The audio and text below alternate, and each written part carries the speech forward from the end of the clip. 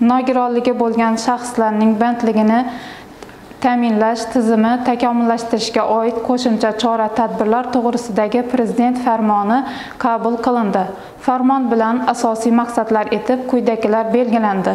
Nogironligi bo'lgan shaxslarning samarali faoliyat ko'rsatish uchun maxsus xizmat tizimlari joriy etish, nogironligi bo'lgan yoshlarni zamonaviy kasblarda o'qitish, ularning mehnat bozoriga kiritish uchun qo'shimcha imkoniyatlar yaratish, 2025-yil yakuniga qadar 80 ming nafar nogironligi bo'lgan shaxslarning barqaror bandligi va munosib daromad topishi ta'minlash, 2025-yil yakuniga qadar 80 ming nafar nogironligi bo'lgan shaxsning barqaror bandligi va munosib daromad topishini ta'minlash, 2025-yil 1-iyunidan boshlab 1 va 2 guruh nogironligi bo'lgan shaxslarni ishga qabul qilgan tadbirkorlik subyektlarining 50 million so'mgacha subsidiya ajratiladi.